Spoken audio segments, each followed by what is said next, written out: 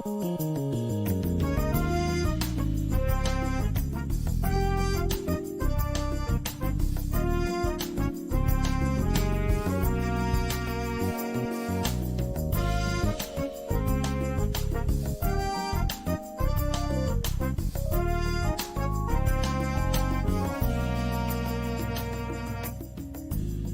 speaks.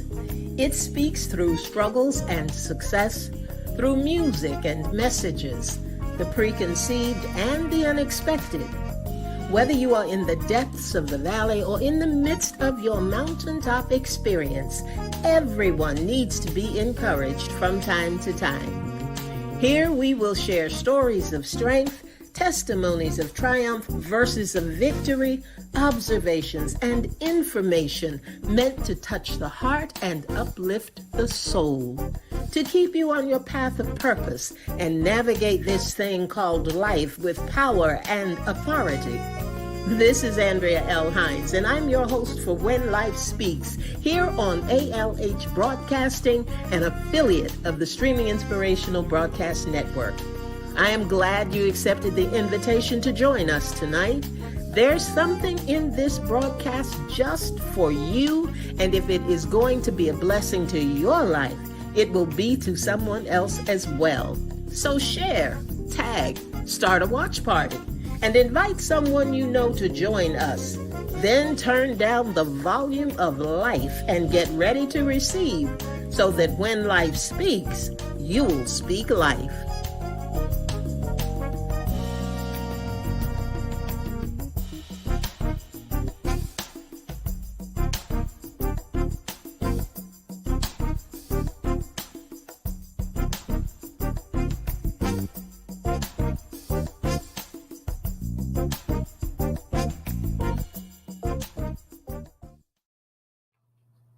Good evening, everyone. This is your host, Andrea L. Hies, and you have tuned into When Life Speaks. We're right here on ALH Broadcasting, which is an affiliate of the Streaming Inspirational Broadcast Network. And we are very, very glad to welcome you tonight. I especially because I'm welcoming somebody that we haven't seen for a while. And let me see, I'm going to take her off for just a minute, and we're going to see if she can get herself together. Sometimes we have these tickling coughs to try to get to us, but we always come back and we always are able to do what we have to do. So I'm really glad to be here. I cannot believe that this is actually the last When Life Speaks program for the year 2023. I mean, can you believe it? Can you imagine it? It just seems like we got started and we're finished already. And we've had a good year. We've had a good season. We've had some great guests and some great topics. How you doing, Lynn? You okay? Yeah, I got my water now. Got my water. Okay, very good, very good. But I was just telling the people that, we've had some good shows this year, some good topics that we've been discussing. And I'm so glad we are finishing out the year with what we've been calling our sword series. And we still have one more letter to go, and we will tackle that right at the first of the year, which will be next Thursday night. Mm-hmm. But for tonight, we're going to talk about rejection. That's the R in sword, which is rejection. Now, I'm going to take the folks back a little bit, Lynn, before we get started.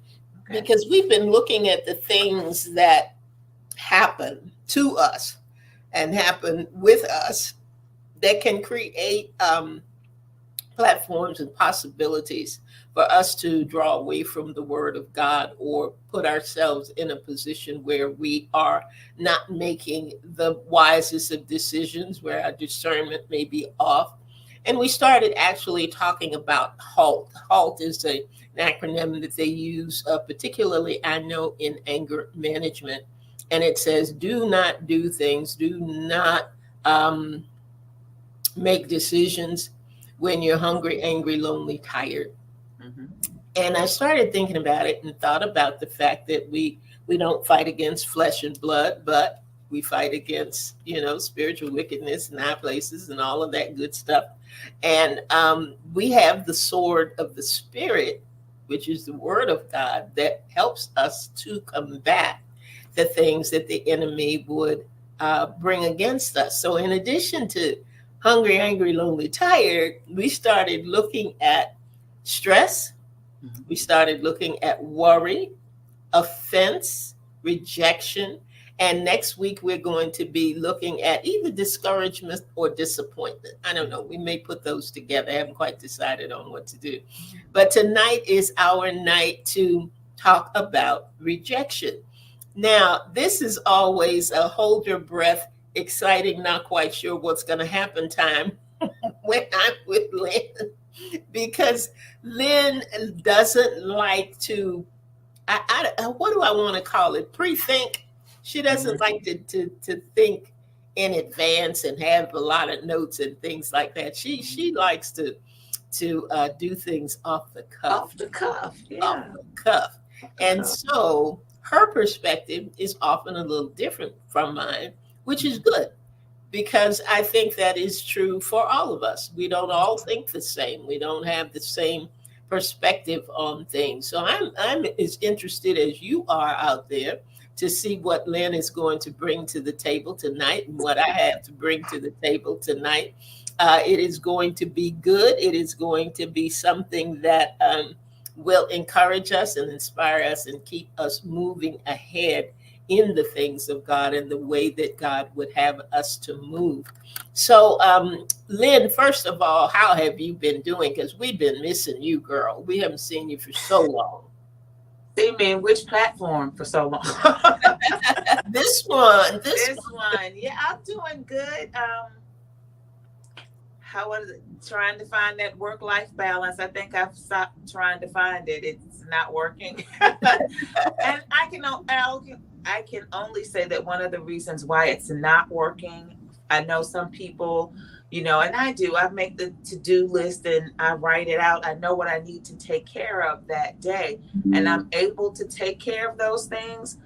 But there are other things that I need to take care of that may not always work in the whole work-life balance, because everything is not going to always run smoothly. That's right. It just doesn't. So there are times that you have to make an adjustment. So I get up knowing what I need to do, and in the back of my mind, I prepare for the adjustments because it never fails. I can have it all the way down to what needs to be happening, this part, that part, and it only really takes one thing to make the whole thing domino effect and fall off. But I can't get upset because it didn't go the way I planned it. Right. I have to move with the flow. If you're going to swim in the river, you go with the tide. It makes it a lot easier than to go against it. So I try to stay in the flow, and it doesn't happen. It just don't happen. And that is actually a good way to look at it. I know we had some things planned, and I thank you for your assistance, because we had planned, my god babies are up. I can't call them babies anymore because they're 9. But they were up this week, and just had all kinds of things planned for them. We're going to take them here and take them there and just really, really enjoy some things. But one of the twins has come down with the flu. So all those good old outdoor going here, going there thing, none of that's going to happen. But I thank you for your trusty thermometer and getting us on track, because we did end up having to take her to the ER, but she's coming along fine, and we'll just have to find new things to do. We got to get a new plan, and it's quite all right. It's okay, right, and that's the way that we go. But now tonight we're going to be talking about, as I said, we're going to talk about rejection, and I'm going to give the dictionary meaning, because I love Webster. So I'm going to go see what Webster has to say. And then, Lynn, I want to hear what you have to say, what your first thoughts are about rejection. We're going to look at 3 aspects, folks. We're going to look at it in terms of what causes you to feel rejected, how rejection affects you, and how you can better handle it. So we're going to be looking from those two areas. But the first thing is the definition. What does rejection mean? And Webster tells us rejection is the act of refusing or refusing to accept, or a sense of being unwanted. Refusing to accept or a sense of being unwanted. What is the first thing that comes to your mind then when you think about rejection? Okay. As she said, I looked at rejection differently, but I am going to answer the question. Rejection, and I think the second one was the feeling of being unwanted. Uh-huh. Sometimes I don't think it's a rejection, as sometimes it's a protection. Protection. A protection. I know when we give to others, we want it to be returned. Um, but it's not always returned. And it's not always returned because that person may not be looking at it the same way you're looking at it. Mhm. And I remember having my conversation with you in regards to a friend who I felt rejected. If that I felt, let me say, some sort of way. I felt some sort of way about it. And your advice to me, and it had to do with friendship and love and returning of that love and friendship. And I felt like I was pouring more into it than what the other person was pouring back. And I couldn't understand that. And I couldn't understand why there were certain things that they would have that I wasn't invited to. And how you made that so plain for me, and I guess that was the turning point for me, was that you made it so plain because you said I can't expect the person to give to me the level of friendship I want or I require, because if my level is up here and all they can give me is here, then I either have to accept that that's all they can give and realize I'm not going to give me more and be okay with that. Mhm. But once I began to be okay with that, I was no longer looking for you to include me. Mhm. But I also realized I didn't have to include you either. Mhm. I have that choice to make. I don't have to include. But as far as feeling rejected, sometimes I really do think that it's not so much a rejection as much as it is God's protecting. He's either keeping you from seeing something, being a part of something, or keeping you from being in a situation you didn't need to be in. So I think sometimes the rejection that we feel is sometimes God protecting us, because we don't always know. And it's like that saying that's out there on Facebook: I don't want to eat at the table that when I get up they're going to be talking about me. Mhm. So for me, I'm okay if you don't include me if I feel like you're going to be talking about me regardless. So for me, that type of rejection, I'm cool. I'm okay with that. I'm okay with that. And I'll wait for us to go a little further before I share something else. I think, though, that in that, I actually think that that falls under the how you handle it, Mm-hmm. because it does depend on how you How you see perceive it. Mm-hmm. and how deeply that rejection does affect you. Now, what can cause you to feel rejected? There's some common things, and I think you'll agree with them. Being ignored, Mm-hmm. uh, being turned down. Mm-hmm. If you're going out for a position or a job or something, and you feel that you're qualified, and you miss, and even church where you are not appointed, Mm-hmm. something that you think you would do a good job at, but you're turned down. Within those, I think there is the feeling of being overlooked. Mm-hmm. I've been here 20 years, and nobody seems to think I can do anything. Mm-hmm. Nobody seems to want me on their team. Nobody seems to put stock in the things that I say. So being overlooked. And of course, the ending of the relationship, Mm-hmm.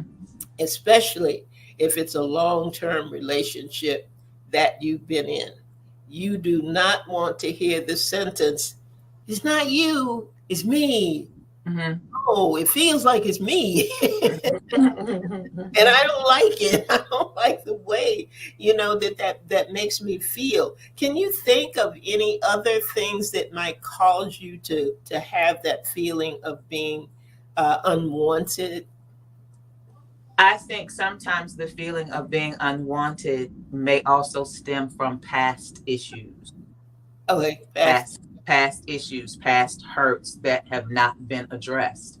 Um, because if we don't address the original issue that made you feel unwanted or rejected, that just continuously spills over, and you continually want people to have or continually give expectations, Mhm, um, so that you don't feel that. And then sometimes you may do things, um, to keep someone that needs to be let go of anyway because you don't want to be hurt, mhm, but you're still hurting yourself holding on to something that needs to end.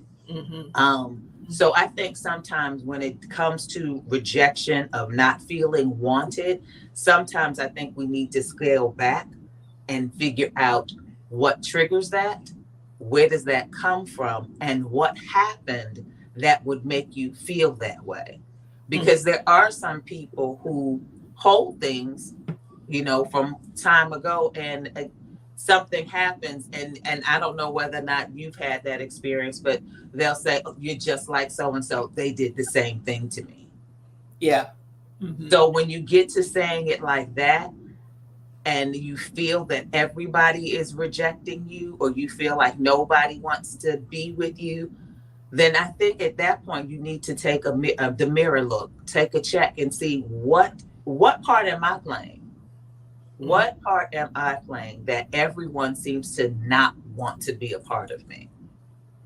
And so, Because sometimes when we do things as humans, people, when we want to protect ourselves. We have that guard up, the shield up.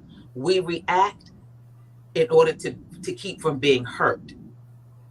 You know what I'm saying? We react first rather than, oh, that's not what they meant. Because mhm, we're always trying to be 3 steps ahead. I can't have my feelings hurt. I don't want to, yeah. Especially when you're talking about relationships. If mhm, you've been the one to dive in deeply first and feel like this is the one and miss every sign that ain't the one. And I think that's when we get that. It's not me. I mean, it's not you, it's me. It's me. mhm. So I think that's how sometimes we need to take a look back, and it's okay. And It's of the things that we look at, because we've done shows about connecting the dots and blessing Mhm. markers and all of those kinds of things, but I think rejection, when you come to rejection, that is one of the strong Mhm. senses or emotions, or however you want to put it, Mhm. that drives something that you have said several times in this broadcast, is that sense of needing to be protected. Mhm. How we handle rejection, and we're going to get to that in just a minute, but has a lot to do with the level of pain and Mhm. the desire to be sure that it never happens again. I Mhm. gotta protect myself. So that the rejection often is the catalyst Mhm. that we lean into, um, when we want to protect ourselves. I Mhm. think that is the one thing. If you think about hungry, angry, lonely, tired, stressed, worried, and all of those things can derail us. Mhm. But I think the one that derails us mostly is the rejection, and um, when our response to it is not always valid, but Mhm. we feel it's necessary. in order to be protected, in order to be Mm-hmm. protected. But that protection also, oops, I lost you. That Something, protection something happened. that we were rejected. We were rejected by the internet. Um, They kicked us out, but they thought about it and realized they needed to have us. Mhm. but those things are sometimes, put us in a category of building the walls that keep the pain out, but they're built so high and strong that we've also locked ourselves in. Mhm. When we want to get out, and when we want to love, and when we want to give and want to do all of those things, we're not able to do it because that rejection or wanting to feel guarded from can put you in a place where you're not able to receive the Mhm. way that you would like to. I think sometimes it's also we expecting the receiving part to come from that person, Yeah. um, and it's not always going to be that way. Right. I also feel that when you go out of your way sometimes to do things for people and you don't get the thank you, or you don't get the honorable mention, or you don't get the applause, or I'm just going to stick with, I don't want to say attention because some people do things for attention, but when you do something out of your heart for somebody and it's not recognized, um, then we can feel like we're being rejected. But for me, yes, kind of like, wow, you thanked this person all over Facebook, but you didn't mention what I did. The truth of the matter is I didn't do it to get the attention. So if I don't get the thank you, and this is just how I look at it, if I don't get the thank you, I still did my part. And that my thank you may not come from you, but the attaboy pat on the back that I'm gonna get from my Savior because I did what He told me to do is far more important to me than the other accolade. Does it feel uncomfortable? Yeah, it does. But Sometimes. sometimes it does, and sometimes and even in that, sometimes it'll trigger. I'm always doing something for somebody, and nobody ever appreciates it. So again, it's those types of things that can come up that will stir up other feelings that will make you feel rejected. But there are times that, yeah, there are people. I mean, I've known for myself to sit down and help somebody plan something and give them all the information, and I didn't even know they had the event. And the way one way I knew is because it was on Facebook. But I gave you all this knowledge and all this information, but and these were my words, you didn't feel I was worthy enough to attend. The lesson that I got out of that was that they did exactly what they needed to do, which was to ask me the questions, because I don't want to say they used me, but that's how you feel sometimes. But it allowed me to realize I can't give all my information. I can't give it all to you. I can give you parts of it, but there's sometimes I can't share everything. Some things you got, like we say, you got to hold it close to you. You can't share it all. But that's the lesson that I got out of that. You gave too much. You gave too much. And that was my fault. That was my fault. And I didn't hold it against them, but it allowed me to see them differently. I didn't change what I did. I just saw them differently. Mhm. Still, when I see them, hey, how you doing? Love you. And we keep moving on. If they have something and I can attend it, I will attend it. But I know people like, they don't show up for me, I'm not showing up for them. I think that goes also, though, Lynn, to what you were saying before about understanding your triggers and Mm-hmm. understanding. You've gotta know why you do what you do, Yep.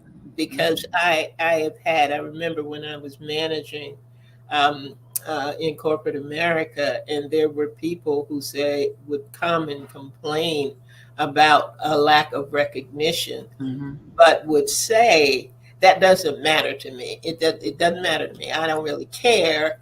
Well, I just do it because that's the way that I am. Well, no, that's not always all of it, and right. you've got to recognize that. And one of the reasons why it's important that you recognize that is because a system, and this is corporate, and I think it's beyond that.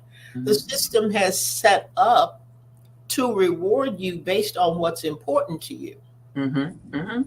So if money, and I got this from Tracy Mack, who life solutionist, and she was instrumental in me receiving. She is the reason that I received my coaching certification. But one of her books that she has out called Thought Systems has to do. There's a question in there about knowing your currency. Mhm. Um, because my reward is not always money. Right. Mhm. I like it. I'm glad when I have it. I would prefer it, but it doesn't. That's not what drives me. Mhm. If I can see you get to a better place, if I know that I have in some way encouraged you or, you know, allowed you to go farther because of something that I have shared with you, generally that is enough for me. Mhm. That is enough. And if you don't call my name, that's still enough. Mhm. Now, sometimes it works differently depending Right. on situations and circumstances, but generally speaking, Mhm. that's where I am. And it kind of goes to, and I'm veering off a little bit, but it reminds me of love languages. Mhm. Mhm. We are looking to reward people in a way that we think is Mhm. important or a way that's important to us that is not a way that they care about. If Right. my love language is acts of service, then I Mhm. would prefer you to take out the trash than bring me flowers. Right. But if you happen to like flowers, that's Mhm. what you think the rest Mhm. of the world wants. Mhm. So it's not only important to know what those things are, Right. but it is important that you let others know what Mhm. those things are within your currency and within the Mhm. kinds of things that are important to you, which will take us later into dealing with it. Mhm. Because you got to deal with the rejection. Yep. How does rejection affect you? You said some things that I had down. End up devaluing yourself, Mhm. destroys your self worth, Mhm. can rob you of your self confidence. Notice Yep. the selfies coming up. I'm always Mhm. on the selfies. It clutters your clarity of thought. Mhm. Because if you're in protect mode or you're in that space that never going to happen to me again, and I'm not Mhm. let that person do that and this, and then you're not always thinking clearly when Mhm. you have to deal with that person, if you have to deal with them. Right. And it creates an avenue for the three things that we've already talked about, and that's stress, worry, and Mhm. offense. That now, how do you think, are there any other ways that you see that rejection can affect you other than those that I may have mentioned? Sometimes rejection will make you replay it all over again. Yep. And also, rejection from one person oftentimes will dictate how you handle the next person. And you can't handle the new person based on what happened the old. And that goes back to knowing your triggers and understanding what happened prior. Yep. I had a recent incident, and my daughter had asked me how I felt about it and if I was hurt. And I said, I'm a little hurt. I said, but I have to realize for myself, I'm still going to walk in love. I'm still going to check on you because that's what I did before. I'm not going to stop doing that because of this particular situation. However, my biggest concern was that I did not take what happened and let it affect how I treat the next person. I don't want to go into just constantly watching or looking, because we are givers. That's what we do. That's all we know sometimes is to give or to help. And I don't want the next person who really needs me to give or to help be clouded by the previous person and not be the one that needed to be there when they needed me. Because honestly, if they came to me, because I say all the time, God, send me the people who need me. Right, right. How they handle me don't have nothing to do with me. And that's how I had to look at it. How they handled me in this situation, I cannot let affect what I do with the next situation. And that in itself, that's not easy, because still you have to be protected and guarded, but it allows me to listen a little clearer. But I don't want to have that feeling of rejection dictate my movements. And that's to me more important, is that, okay, that happened. Yep, it sure did. All righty, going forward, this is how we want to handle it. And I literally had to stop and just say, no, I want to make sure that I am still walking in that area of love, regardless of what this person did. Right, right. Regardless of what they did. I can't let this person be held into the box of somebody else. That's not their penalty. That's not their flag on the play. It's not. So that's why I said rejection for me was a little different. Oh no, and it is different, but it's the same. It's different, but it's very much the same. One thing, though, I did want to point out, because you were saying how you handle it, how that rejection is handled with you can bring about some secondary consequences. You may not immediately feel overlooked, or you may not immediately feel ignored, or all of those things. And there are two other areas that can make you feel rejected. One of them is bullying.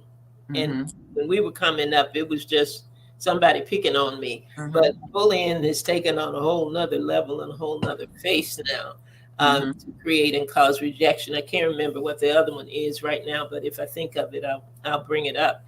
But if you reject me in a group setting, or if you are rejecting me based on something that is not true, and I don't have the opportunity to defend myself, when those kinds of things happen, it can also cause shame, it can cause embarrassment, and it can cause isolation. You can, if you have embarrassed me or caused embarrassment that really hits me hard and hurts my feelings, I don't want to be around that group. I'm not going to want to be in that circle. I'm not going to be. I don't care if you ignore me the next time, because I would prefer not being around you at all. But in doing that, I can be blocking blessings and resources that God has for me. Exactly. That's the secondary consequence, because when our feelings are hurt, it's a lot that goes on. It's a lot that goes on within us. So let's go to how you handle it. How you handle it. I know, I understand. You've given us some points already that I'd like for you to go back to. You've given us some points already about how you handle it. I think that I can relate in some ways to that, being the fact that I had an incident that was shameful. It was embarrassing, and yes, I didn't want to be seen. I still worked, but I worked in an area that kept me from being seen. I worked in an area where nobody knew where I was, because of where it was located. And I was fine with that. And I did it. And I have to say, I did it for 5 years. And then one day I got up and I said, today's the last day. And I removed myself from being in isolation. And I put myself in an area that I knew I was going to be talked about. And I knew that the shame would come back up. I knew that. But the reality of it truly was, like you said, I was holding myself back. And I was holding myself back from receiving, from accepting, from just making, and sometimes we make it seem as if everyone knows. And everyone doesn't always know. Right. And what they do know may not always be the truth. And I got to the point within those 5 years that, yep, it happened, but I wasn't explaining it. I wasn't justifying it. And I had to do, and I moved into an area after that because I said, I'm not doing this no more. I'm only going to do this. And I was asked to do something that was totally out of my comfort zone. But it pulled out a gift I didn't know I had. Amen. So I took that 5 years, but I isolated myself. I hid myself. And not when I got ready, and I literally say when I got ready, because it was literally at that space and time where I said, enough is enough. Enough is enough. So yeah, I went in and yes. And when I walked in, I felt like, what is that old commercial when E.F. Hutton speaks, everybody listens. That's, I mean, I felt like it depended, it just like total silence. And it wasn't. That's how I felt, but that is not what really was happening. But it did. It isolated me. I kept myself isolated because of the shame, because of the embarrassment. But then I got to a place that I was so sick and tired of living behind the shame and the embarrassment that whatever came my way, I was going to take it and we were going to move on. Mm-hmm. And again, I got to work in an area I would have never thought I would have worked in that arena or in that area. I didn't. But I found out that I had a passion that I did not know I had. And I'm wondering if that opportunity still would have presented itself if I hadn't got to the place of saying, enough's enough. Probably not. Probably not the same way. Right. Maybe a version of. Right, but not the same. Not the same way. Not the same. So I think that's, you have to look at it. You got to look at what is making you feel the rejection. And you got to make sure that you're at the place that you know. And sometimes the rejection, again, is something that we may have done. And you got to start with forgiving yourself. That is a hard thing. Forgiving is one of those things in how you handle it. Right. It's got to forgive. Forgive them and yourself. Yep. And yourself. And that's the key thing, is to forgive yourself. We are not perfect. We are not perfect. And when you talk about rejection, I also want us to look at the standpoint is that while we may feel rejected, who are we rejecting? Because there's somebody out there that feels that you have rejected them. And you have to understand also that some things are intentional and some things are not. Mm-hmm. And some things are not. And that's why I believe in handling it. Mm-hmm. It is so important to deal with the rejection with the person. Yes. You feel has rejected you. Yes. Not the person who brought you the tale, not with the person who gossiped about it, not from the person who's just kept this wheel going round and round. Not them, but the individual. And I had that happen to me. And the individual told me, I asked him, why didn't they do something? And I was working in theater, and sometimes theater is not the best place to be gracious and as you would want to be, or to be as patient as you would want to be. And things move, and sometimes you bark. Sometimes you say things that that you don't mean to say, and in a manner that you don't intend to say them. And the person said to me, I asked him, why didn't you do thus and so? And they said, I'll never do that again. Because the last time I did it, you said or did, and they described my behavior, and I was so shocked, because it was never my intent, never my intent to make them feel the way that I did. And from that day to this day, I am very, very cautious. I'm cautious even now, when I work in a theatrical arena where people are not used to they are not used to being on stage or under that level of stress or under the gun or whatever, to say to them, look, there will come a time in this production that I may behave in a particular way. I'm asking you for your forgiveness now, because trust me, it is not going to be something that I intend to do. But if you're not confronting it, you're not only cheating yourself, but you're not allowing the other person who meant it not intentionally at all, who didn't mean to do it that way, you're robbing them of the opportunity to change.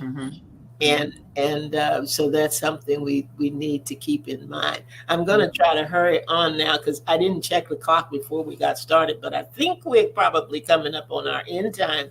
But I did want to talk a little bit about how we handle it. And you've given us some good nuggets with that. And we've talked about, confronting things and understand the other person's capacity, your expectation level, and things like that, knowing yourself a little bit better.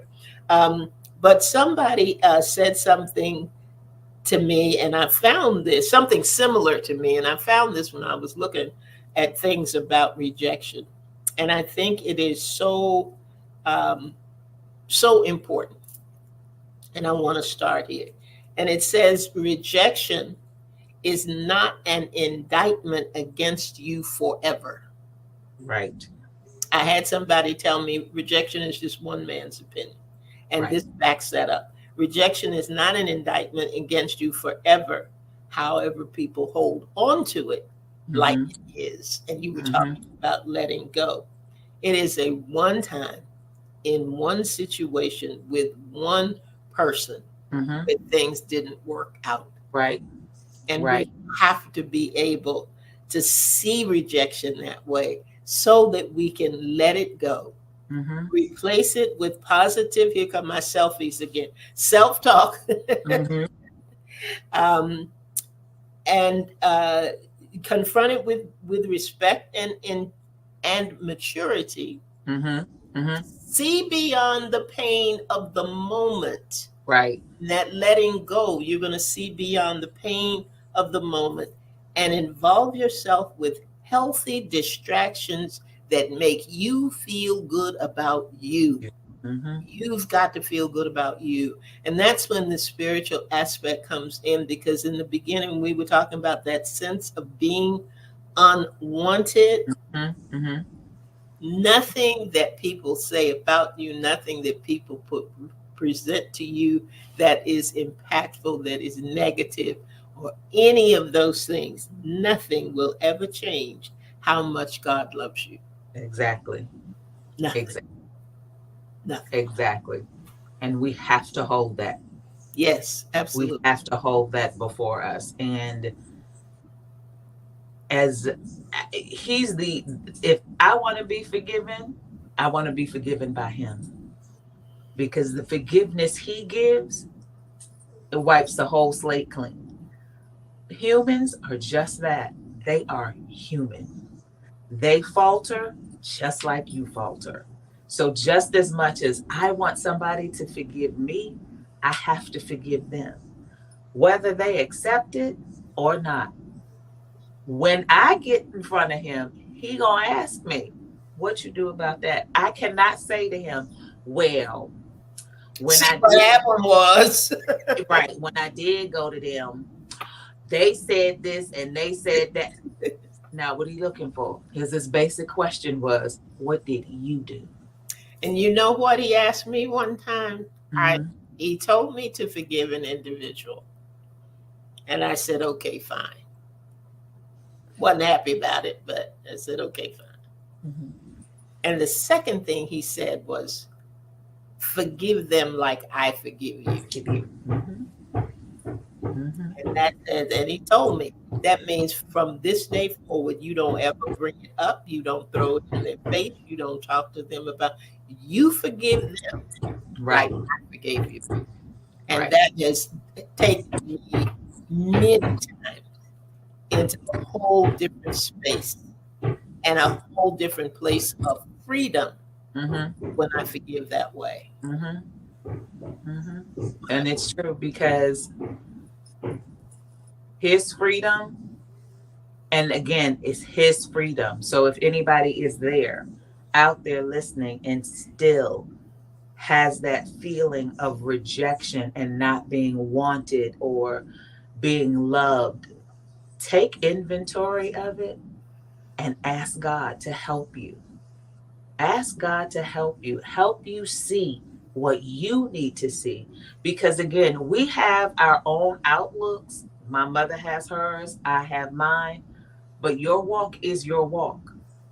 Your walk is your walk. So we can give you the nuggets and the tools, but you have to put that work in. And that work was going to have to be asking that hard question. And again, sometimes, he will flip it back on you to make you look at yourself. Yeah. You got to look at yourself. Before we place blame, we got to look at ourselves. Mm-hmm. You got to look at ourselves. So, I think people, I hate to see that, feel or see or know people who are stuck because of a feeling of rejection. Mm-hmm. That to me, that's painful, that's hurtful. And I guess because that feeling of rejection also comes from low self-esteem as well. Mm-hmm. And you got to rise above it, and you got to look in the mirror and know that you're not, just because they didn't have a need for you, there's still a need for you. And we can, each of us can help with that in our treatment of one another. Mm-hmm. Mm-hmm. Just like I have to be keenly aware of my tone. Mm-hmm. Because I know that my tone can get me in trouble. Mm-hmm. And it's not meant to be that way. It's Mm-hmm. the way that I want things to appear. Right. But when we show love, when we walk in love, when we are kind for no apparent reason, those random acts of kindness that we do, the compliments that we are able to give, the niceties that make someone's day, the compliment that says, you know what, I like those earrings on you. Or I like that. Those are the things that don't cost you a dime. A thing. Mm-hmm. They don't cost you anything, but they can make such a profound difference in someone's life. Because like Lynn said, some people are holding on to things that they have been hurt by in the past. And when I say in the past, I mean way Past.